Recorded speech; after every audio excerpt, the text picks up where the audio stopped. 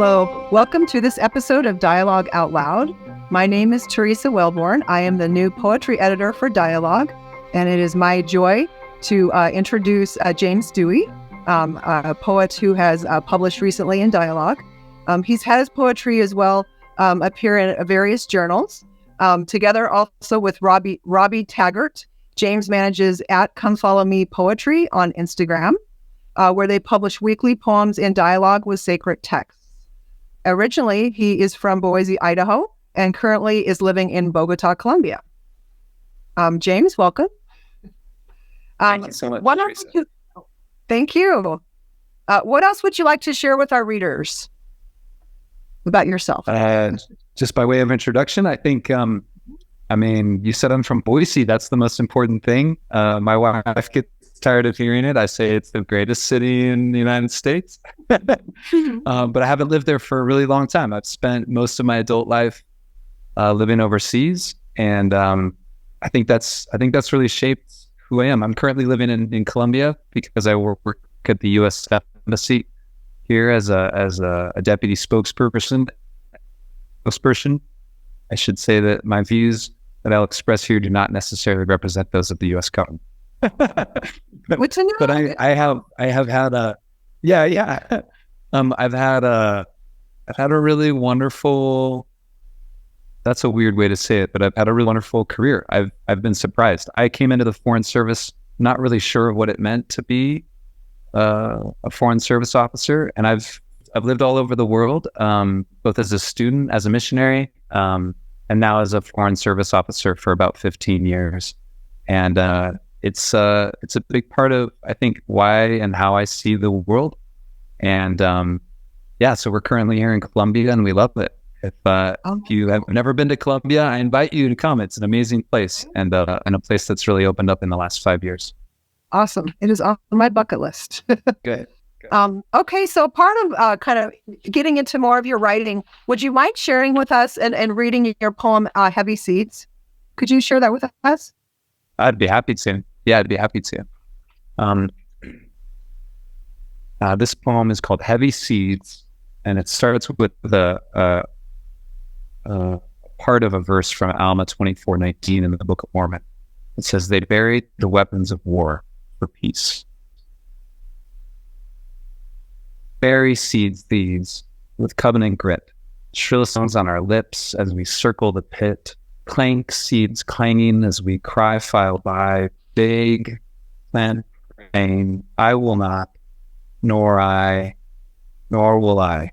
Plead seeds these to finally sleep right, crush hushing their anger with lullaby rites, sprinkle loam with tears, raise muddy berms, months molder into years as the new crop germs, until one day from black soil this, heavy seeds these become a sapling wish, an orchard, a forest, ripe green golden shade, to bud blossom bear one fruit, these saved." Okay, thank you. When I read this poem for the first time, the echoes of Gerard Manley Hopkins are very evident. So tell us about some of your influences and what specifically influenced this poem. I think I am stunned and sort of without speech when you say that, because of course Hopkins is one of my heroes, and I've always been amazed by his work. I had the privilege of taking a class from Kim Johnson years ago at BYU, and I think she only increased my love for Hopkins.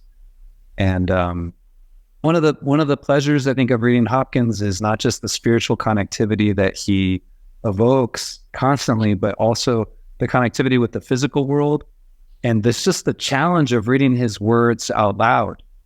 Sometimes I've practiced reading his words. Like I'll read one of his poems, I'll read it 3 or 4 times in a row, just trying to learn how to read it because of the amount of complexity in his rhythms. So, sure. Well, I can't think of a higher compliment.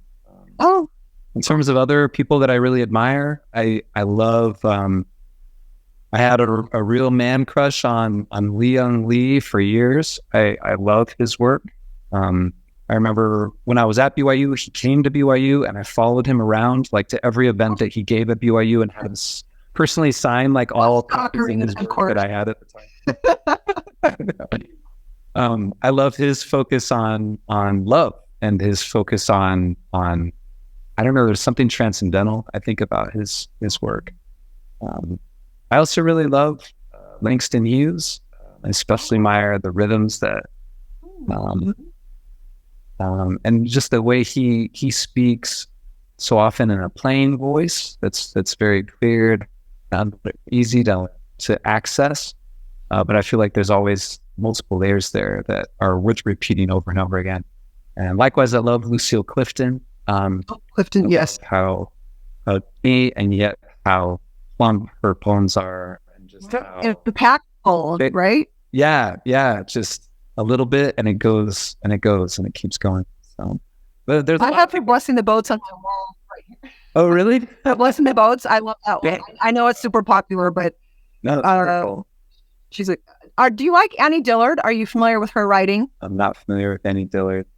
So she wrote A Pilgrim at Tinker Creek, and so this might be more in your other poem, Flicker. That one has the ants in it. Yes. So yeah, the other poem you had published in Dialogue, I have it right here. There's a perspective shift, and it reminds me a lot of what Annie Dillard does. She actually wrote Pilgrim at Tinker Creek. It's a nonfiction narrative from in the 1970s. I think in 1975 it was published, and I came around to it maybe 15 years ago. But she has a way of just capturing nature, and you'd mentioned the word transcendental. She kind of just elevates right. She takes you from the depths of like the soil of the earth, right? The grit that Hopkins refers to, and then she somehow elevates it right to this next sphere, and she does that so well. So I recommend to our readers as well.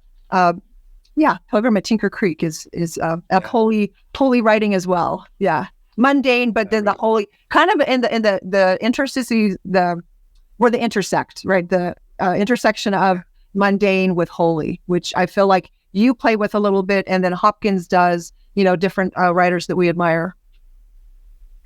I think that intersection, I haven't read Annie Dillard, look forward to reading her, but I think that is the intersection that I find over and over again fascinates me, is the connection between, like you said, the mundane and the holy, or the mundane and the unique, or the just the daily. I remember I listened to Billy Collins once speak, and I really admire Billy Collins, and I sometimes also sort of envy his life. I'm like, how did this man figure out how to get paid to just write these poems over and over again? But I remember him talking about or what did he say? Admiring the little bits of fluff in our lives. I'm not doing it justice the way he said it, but I do think there's something really powerful about the daily. Actually, someone closer to home, maybe in terms of what I think of as home for me, and home culture and home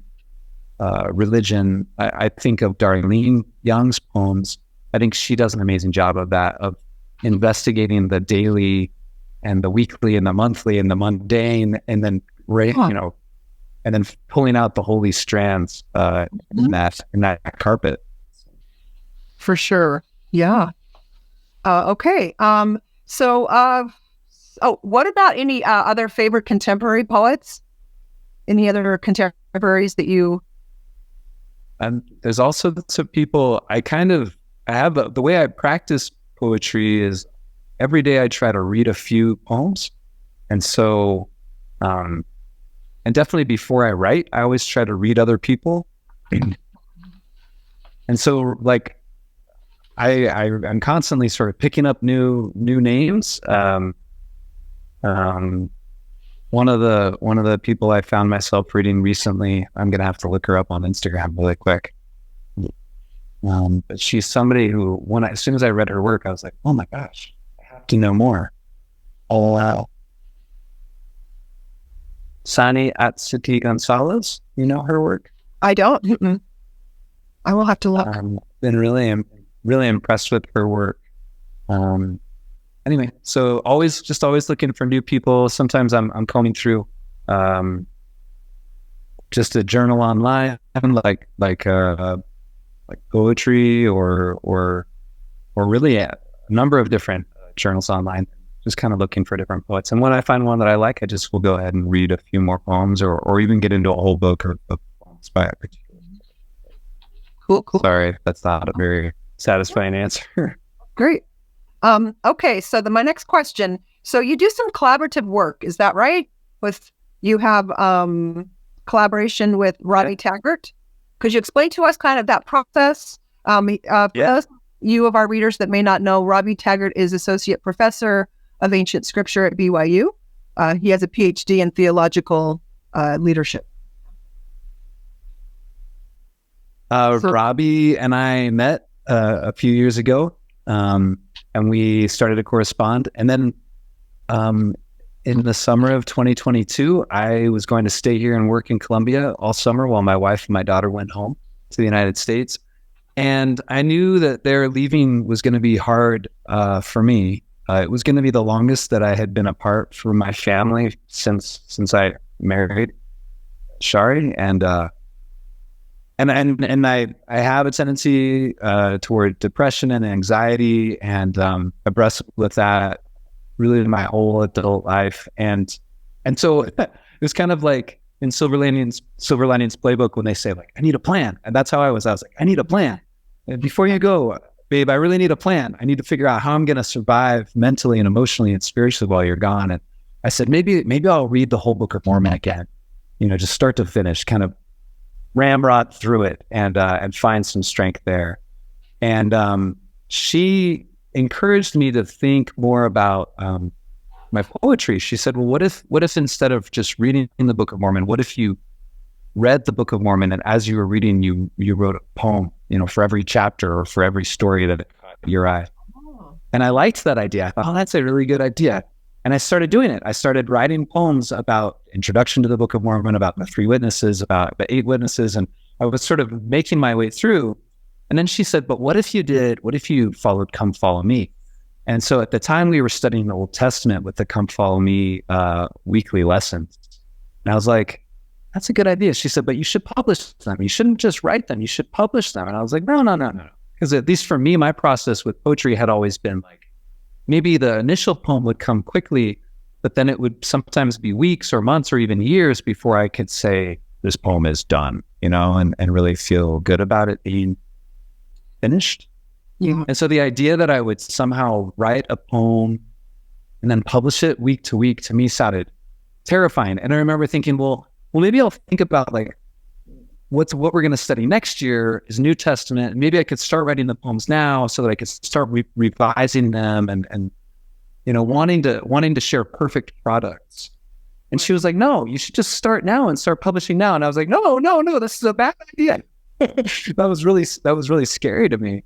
And but I've also learned over the years that when I listen to my wife and do what she says, basically 99% of the time, my life gets better. And maybe it's 100%. I don't know. Maybe.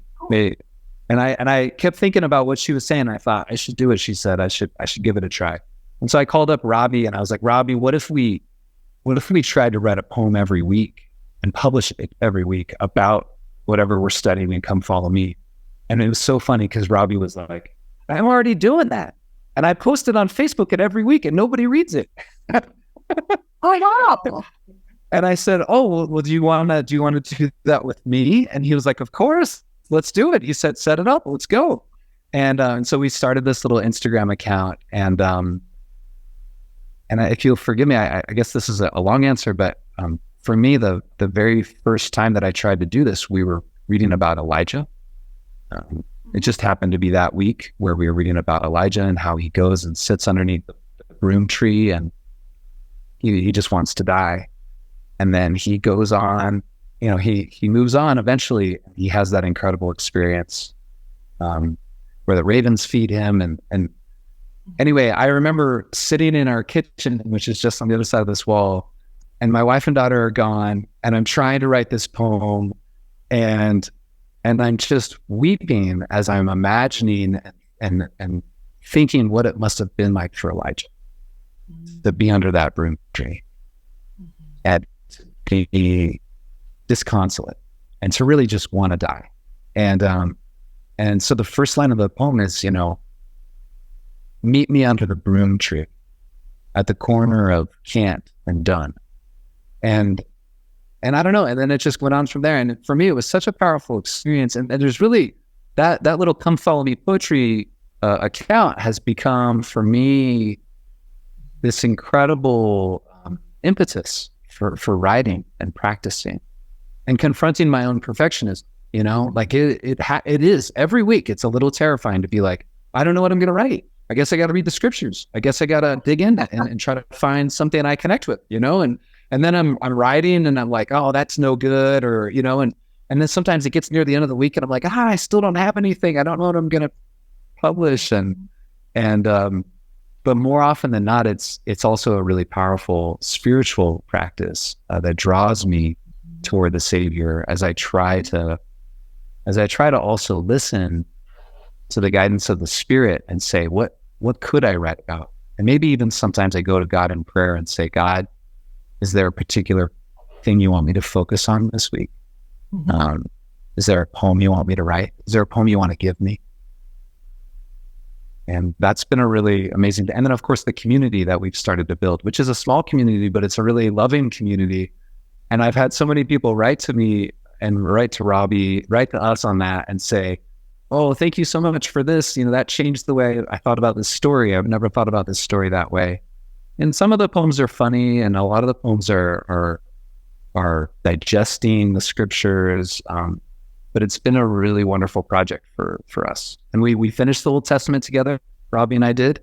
And then we've moved on into the New Testament. And the last few weeks, the letters of Paul have been killing me. It's been actually been the hardest part, I think, that I've done so far. But really meaningful. Really meaningful. Really great. I can't express enough gratitude to Robbie. Robbie's been like my biggest cheerleader and my biggest friend in this whole process, besides my wife. And I just feel like every week Robbie's like, "What do you got this week? Here's what I'm thinking." And what a blessing in my life to have a friend like Robbie. And then, of course, we've invited other poets to join. And so if there's anyone listening who has a poem and they're thinking about the scriptures that we're studying in Come Follow Me next week or the week after or whatever, please reach out to us. We'd love to publish your thoughts as well. All right. A lot of gratitude then, for collaborative efforts and co-poets. I like that you touched on how near you felt to Elijah in the writing of that poem, in particular. And it's interesting how over time, how it was as writers of poetry and as consumers, right, and those that enjoy reading poetry, how poetry can be a form of worship, a form of prayer. Poetry for me is my temple. When I can't get to the temple or even to church service, I sit and read and write poetry. And I understand in many different ways, mental health crises, mental health, the year after year ongoing issues that one or many individuals in a family may have. So that resonates very deeply with me. And kudos to you for each day. It can be a fight. Good. It is. It can definitely be a fight. And I do like that you mentioned each day, because I just try to do what Alcoholics Anonymous taught us long ago, which is to take it one day at a time. I do want to mention, I noticed that Greg Brooks was on this podcast a while back, and I love what Greg says. He says, every poem is a prompt. And so he talks about on his website about how when you read, I don't know him personally, but I love his stuff. And he talks about when you read a poem, it can prompt another poem. Mm-hmm. And I feel that way when I approach the scriptures now, that when I read scripture, that I use it as a prompt to be in dialogue with the prophets or with the other people that I admire so much in the scriptures. And I think that's the way I approach what worship. I love that you mentioned the word worship. Sometimes when I'm sitting in a sacrament meeting and I hear someone start to give a talk or a testimony or even a prayer, I'll just write down things that they're saying, and it's poetry. It's often I'm just shocked by how beautiful Yeah, do you? Wow. Now I have notebooks. I'm a note taker. It helps me stay awake. So I'm either trying to catch hymn books or pews, or I sneak in poetry to church. So I guess the secret's out. And I also take more of really impactful statements and thoughts that come to me and that I hear over the pulpit. Yeah. Yeah. Cool. Yeah, I remember distinctly being in a sacrament meeting at BYU years ago, and there was someone who stood up who was not a native speaker of English. And I remember she said something about how, like, chicken skin. She's like, I feel my arm was like chicken skin. And I think she was talking about this thrill or this electricity she had felt as she felt the presence of God. And maybe we would say goosebumps, but for some reason, when she said my arm was like chicken skin, for me, that was like, wow, that's totally fresh. The way she just expressed that. I think I find that over and over. And I really believe that that's what Zion is. Zion are these moments when people are starting to connect as they share you could call it the poetry of their hearts or their souls or their minds, as prompted by the Holy Ghost. So the Holy Ghost is bringing out something true, something beautiful from them. And as they do that, it opens up the people around them, and all of a sudden there's these connections flowing. Yeah. All right. Thank you. Another question I have is, how did poems come to you? Ruth Stone, the poet Ruth Stone, she once described her poetry writing process as voices coming to her, whispering voices when she least expected it. And to me, it's in the realm of like the ineffable, the luminous, these little glints and kind of these little moments where heaven kind of reaches down and touches us, right? So would you say that there's a holy sense to your writing process? I guess you've touched on that, actually, right? You've touched on how like this kind of like quiet moments, communing with God in a way, right? Like really feeling like your pen is, or your thoughts or heart are impacted by a greater hand than ours, or? No, absolutely. But I feel like I got to turn the question back on you, because I feel like there's more there. And you started to share it. I want to hear more. So is that how you experience it? Is that how you experience it? Do you feel like there's a voice that guides you, or is it a second voice, or is it the same voice as you usually hear in your mind, or? It can be any of those. I do feel like what we do have in common as poets is that I am a word grabber, a word collector, and a phrase collector. Uh-huh. And so I, with these iPhones years ago, I started just a notes, and that's for new poets, right? Maybe that's an idea that could start people writing is anytime you hear a strange turn of phrase, something unusual, or something piques your interest, then making a note of it. Are you a fan of George Saunders? I don't know. George Saunders is a short story writer. Oh my gosh, I'm going to lose my mind. He is so amazing. But he touches on also, I think my favorite writers and poets are those that touch in this luminous, brilliant, ineffable space, because I feel like so much of life, like, we can be in the soil of life and the hard things, but then if we can reach the heavens and touch this luminosity, then I just feel like we have the Spirit with us, and we, no matter really what backgrounds we have or what color we are we LGBT, like wherever we're living, like we can all, like you said, Zion, like, right? We all come to the Zion moment. And I feel like when I read your poetry, like I truly, I feel that sense of enlargement of, larger than myself and just astounding. So I think what you said just now is beautiful, and I think that it's definitely sounds like familiar to me. Like I definitely am always. I have my little notebook here right now, and you can say I wrote down Annie Dillard and George Saunders. But I think that I'm always scribbling, and I'm always trying to capture, like you said, unique phrases or images. And then sometimes I'll go back to my notebooks and I'll harvest. So maybe I'll sit down one day and I'll pull out an old notebook and I'll just kind of skim through every page looking for doodles. And the doodles are often lead me to phrases, and then try to harvest those and turn them into poems. Another thing that I love to do that is a way that I write is I say, what's an occasion that's coming up that I want to celebrate with people? And this has been really fun lately in my work, because the State Department is sort of known for very adjectiveless writing in a way, very straightforward writing. And you kind of, I think, at least for me, as I came into the State Department and I learned, like, this is how you need to write, James. This is the kind of reporting that Washington wants to see. And so in some ways I felt a little bit, I don't know, like pushed away by the writing style, because there was not a desire. I felt like there was sort of this lack of a desire for creativity, right? Just the facts and get it clear. But I appreciated the concise and the clear nature of the writing, that was so valued. But what I've found over the last couple of years is I've kind of let my freak flag fly a little bit more at work. And I'll say to my colleagues, like, hey, guess what? I wrote a poem about our meeting yesterday. And they'll be like, what? Like, yeah, remember that Orion meeting we were in? I wrote a poem about it. And they're like, no, you didn't. That's crazy.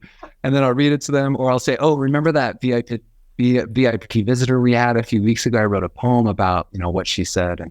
And that's been really fun to sort of like share. And I've done it with my family. Sometimes, like, before Thanksgiving, I'll ask my mother-in-law, like, hey, can I read a poem that I wrote about Thanksgiving? Before we start our feast, and for birthdays or whatever it is. But there's something really fun about giving yourself a challenge that's not just about, like, I'm going to write a poem that I'm going to publish in a journal, but also that it's just like, I'm going to write a poem for my friends for Tuesday, because I know we're going to get together and have this meeting. So that's been a really fun thing too, is to think about poetry as entertainment, and poetry as sort of like, I don't know, getting your colleagues to sort of relax for a minute and take a breath. That's cool. A lot of what we do is really serious in my line of work, and it's nice to be able to help people to smile. Yeah, lighten up. That's cool. Yeah. Okay, so let's see. What are some of the themes you find yourself visiting and revisiting in your poetry? Various themes. So I would say, like, nature, the holy. We've touched on holy quite a bit. Perspective. I think I should ask what you mean by perspective, because the other ones I definitely immediately am like, yes, but I'm not sure what you mean by perspective. We talked about Annie Dillard, right? And so just the perspective, so in your poem Flicker, published dialogue, there's a stanza like, flickers in the field hunting for ants, we dance, looking from one meal to the next, and we pause to say grace. But then earlier in the poem, the movement I'm feeling is that we're talking about God and we're talking about ants, like, so the perspective shift that we have from the holy, the holy realm to minute. So that perspective shift that happens that I was feeling. And then a dark, I love this line in that poem, we swam in a dark lake of grace. What? I read that. I'm like, I've got to make it. I am just with the line. Can I steal it? I'm not going to steal it. But you're making me feel so good. This is so kind of you. But I have to admit that when I wrote that line, I was like, oh, that's a good line. But I think it's more than just a good line. The idea of swimming in a dark lake of grace, for me, in some ways, is an expression of, like, a core belief. And I think those are always kind of the most exciting moments of working on poetry, of reading poetry as well as writing poetry, is when you find a line and it goes boom, and it kind of just knocks you right to the core.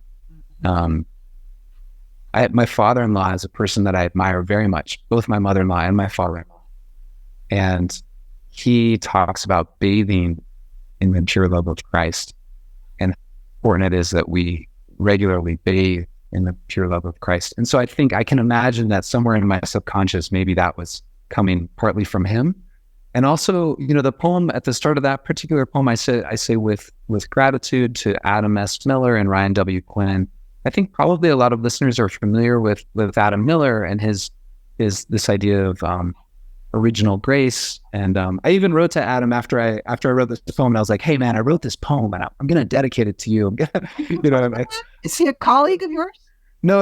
I've not ever met him. I just found his website and wrote to him. But I would imagine that less people know my brother-in-law, Ryan Quinn, and he's a professor as well at the University of Louisville. And as much as I was inspired by Adam's descriptions and treatises on grace, I also am really inspired by my brother-in-law, Ryan, who he teaches at the business school, and he's also taught seminary for years. And he has all these young people that he's worked with and now are missionaries. And so he's been writing these amazing letters to these missionaries in the field, and he kindly puts me on the BCC. And so I get to read his, and one of his letters was all about grace. And he starts with Adam Miller, and then he kind of was talking about it in a way that I just had never heard anyone speak about grace. So yeah, I think all of that led, my father-in-law saying what he said, and Adam Miller and my brother-in-law in the dark lake of grace. I want to go back to that lake someday. Yeah. It's beautiful writing. Okay, another question or two. In your opinion, how does LDS poetry fit into the larger landscape of literature? More specifically in the realm of like the spiritual God-centric poetry, the holy writings. It's funny because I write a lot of poetry. So I mentioned that I read poems every day. I also try to write a poem every day, which they're not always like good, they're not, the vast majority of them are not worth, remembering or keeping, but they're kind of, it's really healthy for me. It helps me feel clearer. And it's always funny to see what tumbles out. And I think I say that partly because I don't really think of myself as a Latter-day Saint poet. I think of myself just as James. I do think of myself as a Latter-day Saint, as a member of the Church of Jesus Christ of Latter-day Saints. I think of myself as a Christian, as a believer in Jesus, as a believer in God.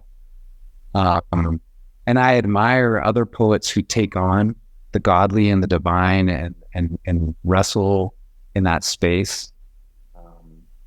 But I also write about I had a poem published a couple of years, was a sonnet about a tuna fish sandwich, and I don't really know that there was a lot of direct, wrestle with God in that poem, but it was a really fun poem to write, about. I want to hear it sometime. Absolutely. I'm happy to share it with you.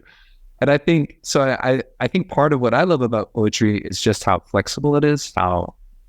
Sometimes I've met people who are like, I don't like poetry.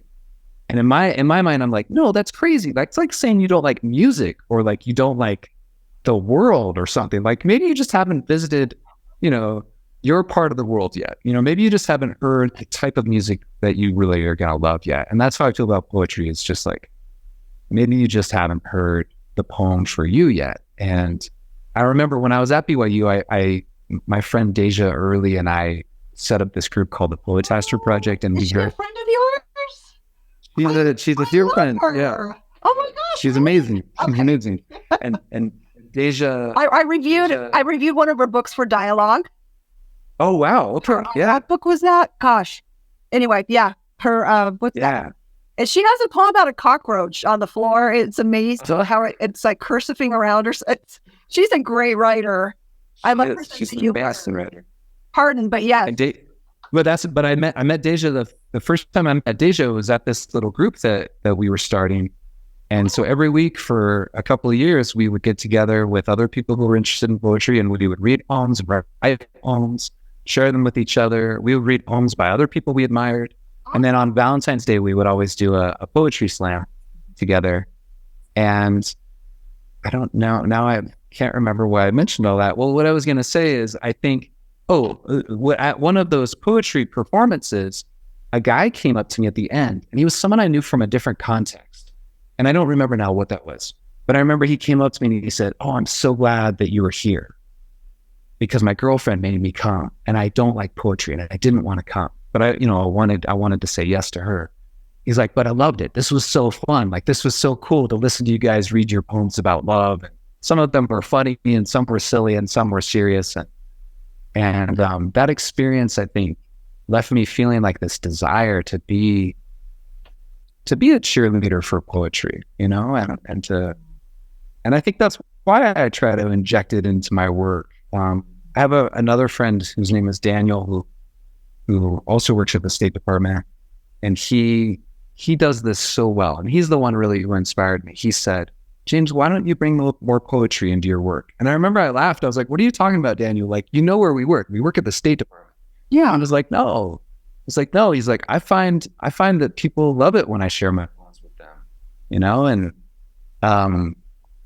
and I think that there's something about bringing your true self to whatever you're doing that people feel they know when you're being authentic, and they know authenticity.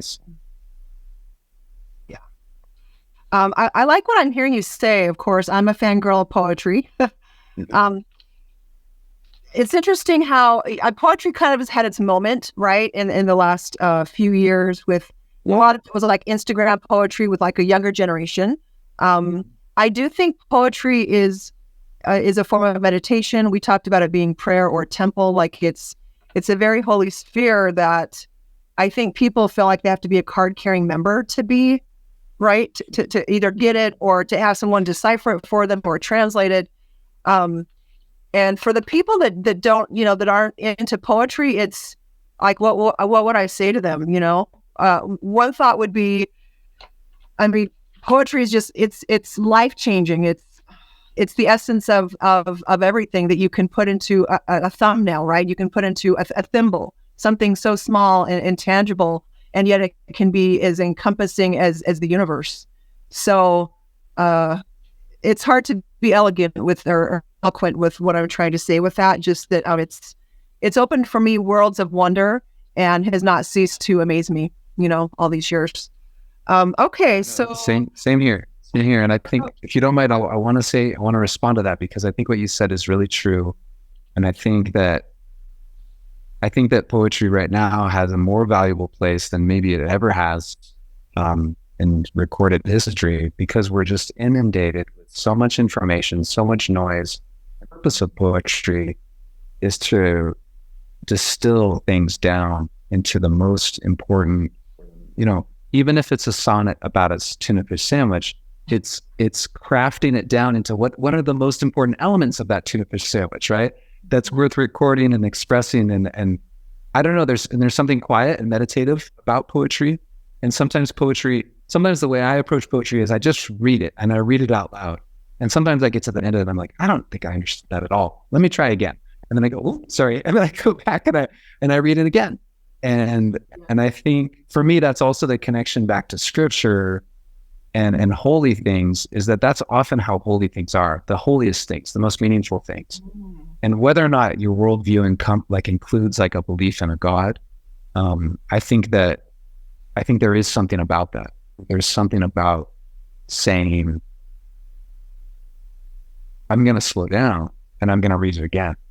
Or I'm going to slow down and I'm going to listen harder to this person in front of me, because maybe what they're saying is holy, or maybe who they are is holy, or maybe there's something about this moment that could be holy if I were willing to slow down. So yeah. I like what you said a lot. I think there's something there. I think it's timeless, and I think that it's needed. I think we need it right now. Yeah, for sure. Okay, one last question. What are you currently reading? Mary Poppins, which is great. Really enjoying it. I wrote a poem recently kind of based on something I was reading in Mary Poppins. It's not a hard book to read, but it's a book that I had never really read. And I'm also reading the Princess Academy books with my daughter, which is really fun. But Mary Poppins I'm reading on my own. So. Oh, that's awesome. So I'm a man of many interests, a poet of a world, absolutely. A poet of the world. Yeah. Okay. So to wrap things up, I'd like to share a quote I mentioned George Saunders earlier, and I think he touches on luminosity and the soul, and I think it really resonates with your writing, James. So he says, this is George Saunders, short story author. Yes, he says, that luminous part of you that exists beyond personality, Your soul, if you will, is as bright and shining as any that have ever been. Clear away everything that keeps you separate from the secret, luminous place. Believe it exists, come to know it better, nurture it, share its fruits tirelessly. And James, I feel like you shared a portion with your luminosity with us today. Grateful for you. Grateful for your journey. Teresa. Applauding you. I mean, thank you. so grateful. I feel incredibly honored and incredibly grateful just for the opportunity. I'm so grateful to Dialogue for publishing these poems. Both of these poems are like I said, I've written a lot of poems, but these two poems in particular are very precious to me personally, and expressions of things that I feel and believe deeply. So I just can't say thank you enough for the opportunity to talk with you today and to listen to you, and then also just to have those poems out there in the world in such a beautiful form. Thank you. Thank you. Thank you, James Dewey. Thank you. To all of our listeners, thank you so much for tuning in. Check us out at dialoguejournal.com. We're also on social media, all the social media, Instagram, YouTube, Facebook, Twitter, etc. Thank you and have a great day.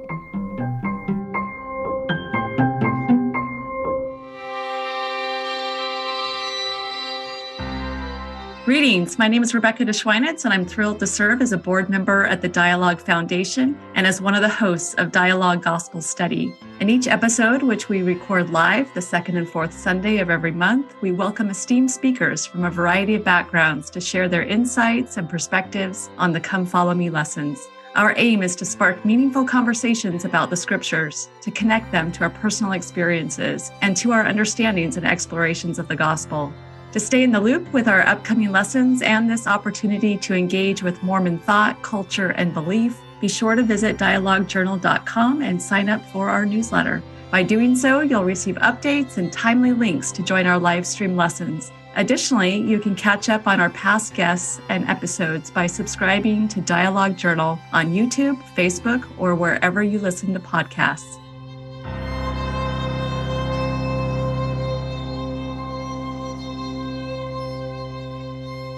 Dialogue Podcast Network.